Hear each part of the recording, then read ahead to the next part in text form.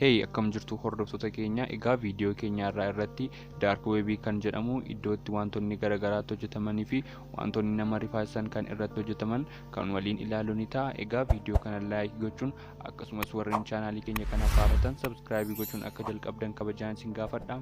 Galatooma.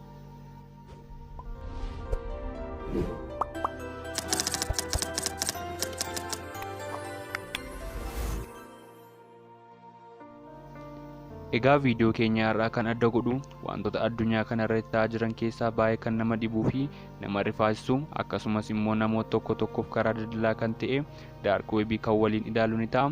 Viidiyoo achirraa fudhatames kan isinitti agarsiisu ni ta'a. Egaa viidiyoo kana umurii 18 gadiif dhorkaadha.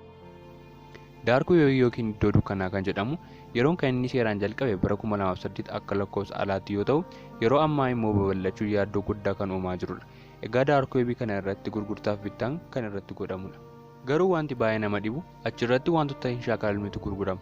Egaa achirratti kan gurguramu meeshaa garaagaraa qofaa osoo hin taane namnis achirratti gurguramuu danda'a. Egaa dark web kana irratti maallaqaan namoota otoo hin beekin achirratti gurguraman ni argina.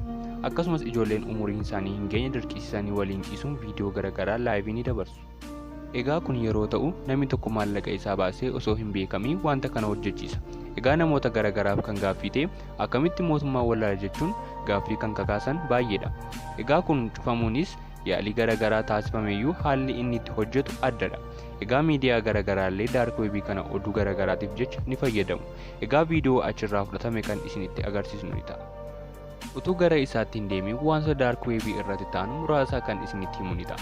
Innis kan isaan godhan namoota garaagaraa qaama isaanii irratti gaazii firfirsuun gubuu akkasumas ijoollee xixiqqoo waliin dirqamaan ciisuu fi akkasumas nyaata dirqamaan hamma namicha boossanitti kan geessisanidha. Mana dukkanaa keessattis nyaata malee hamma du'anitti kaa'uun dirqisiisu. Egaa kana qofaas miti. Achirratti kalee namaa fi meeshaalee qaama nama garaagaraa fi kan kana fakkaatan kan gurguramu yoo ta'u, akkasumas namoota garaagaraa achirratti wanta hin taaneef gochuun jira. Dark web irratti namoonni ta'anii lubbuu namaa akka ajjeefamuuf maallaqa isaanii bitanii fi akkasumas yeroo namni gidirfamu kan ta'anii ilaalan hedduudha. Qaama namaan garaagaraa irraa kutuu fi kalee isaanii keessaa baasuun gurguru. Egaa achirratti meeshaalee akka diraagii qaama namaa hadochuu fi dookumentii sobaa fi paaspoortii bitachuun ni danda'ama.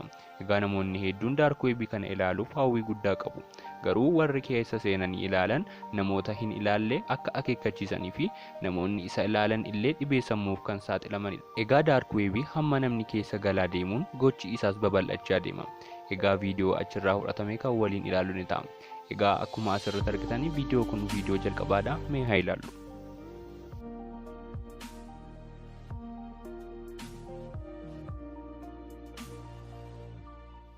Egaa akkuma asirratti argitanii namicha kana humnaa ol nyaata nyaachisuun yeroo inni sagalee boosisuun bo'uu ni argina. Egaa kun dirqamaan kan inni ta'aa jiru yoo ta'u, egaa si ajjeesna jechuun nyaata kana dirqamaan kan nyaachisaa jiranidha. Egaa viidiyoo kana qofaa osoo hin taane viidiyoon baay'ee kan jirudha. Egaa asirratti eeyyamamaa miti agarsiisuu fi garuu dhumarra viidiyoo tokko isinii keenya jira jechuudha. Daawwadhaa. Egaa nun asirraan nagaa kan isinitti dhaamnu ni ta'a. Egaa viidiyoo kana akka jaallatanii abdii guddaan qaba. Egaa chaanaalii kana subscribe gochuun viidiyoo kana illee like gochuun share gochuun immoo hiriyoota qabdan biraan ga'an isiniin jedha. Egaa viidiyoo kana argachuu fi chaanaalii kana subscribe gochuun beelii immoo oliirra kaa'uun yeroo viidiyoo gadhiisuu kan isin qaqqabu ni ta'a jechuudha. Egaa koomentii irratti illee yaada qabdan nuuf barreessaa. Hamma viidiyoo biraa wal agarruutti nagaan nuuf tura.